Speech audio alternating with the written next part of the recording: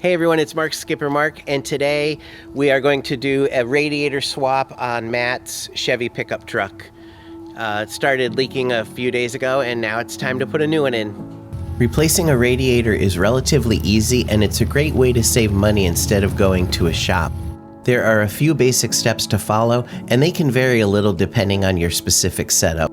It's an ideal project for beginners. Just take it slow, and it should go smoothly. Step 1 is to drain the radiator. For Matt's vehicle, the drain plug is located on the bottom of the radiator on the driver's side. Antifreeze often spills over the frame, so be sure to have a couple buckets on hand to catch it. We had 2 and we still ended up spilling some on the driveway.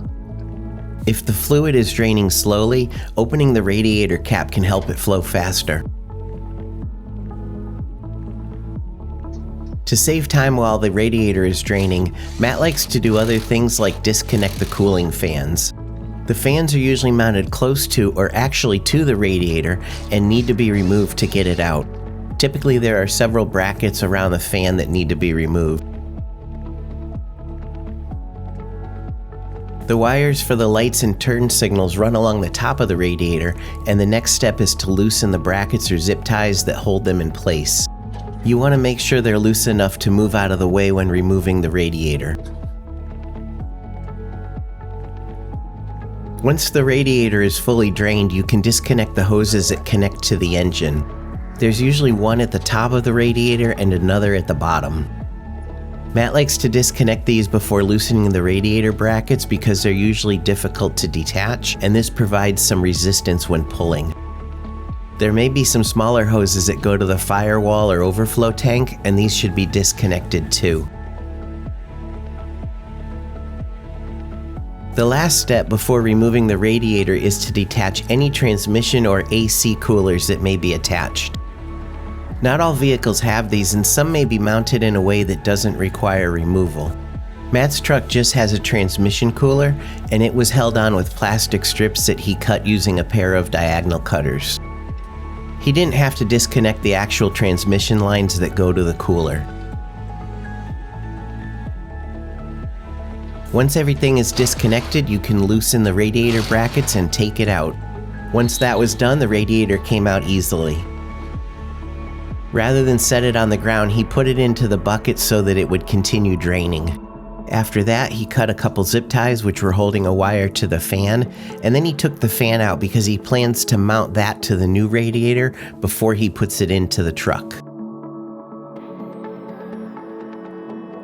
Matt got a new radiator from Summit Racing, and it looked exactly like the one he took out. He verified the size and then decided to put it in first and then attach the fan once it was installed. The cooling fins are kind of delicate, so it's very important to be gentle when installing it. If your vehicle has one, the next step is to reinstall the transmission cooler. This one is held on with a mounting kit that Matt got from Amazon. I've posted a link to it in the description below. The plastic strips go through the openings between the cooling fans, and then it's held in place with removable buttons.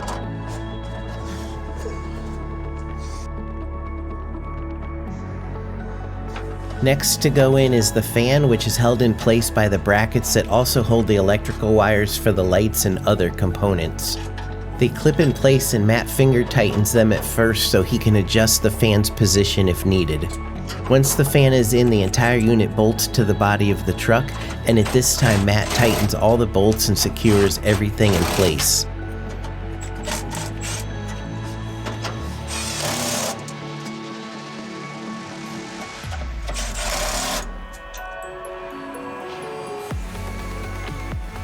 Next, he attached the in and out hoses that move the fluid between the engine and the radiator.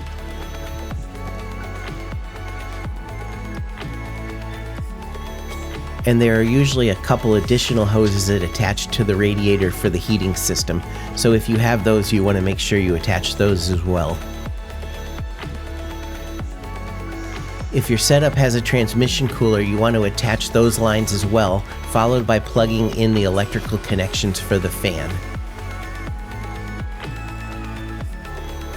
Once everything is connected, it's time to fill the radiator. There are a lot of different types of fluid, but it's important to check your vehicle's manual and use the proper type and capacity. One thing to note is most radiators don't come with a cap, so plan on getting one of those when you buy your radiator. After double checking all the connections, it's time to start it up and check for any leaks. Unfortunately, Matt had one. Most radiators have extra connection points to attach additional hoses if needed, and one of the ones that wasn't being used was leaking. Thankfully, Matt had a spare cap lying around and replaced the defective one with that one, which immediately stopped the leak. Okay, and that's it. The radiator replacement is done. Wasn't too bad, but always allow some extra time in case something unexpected happens like it did for us. If you have any questions, please leave a message in the comments and we'll get back to you as soon as we can. Thanks for watching and have a good day.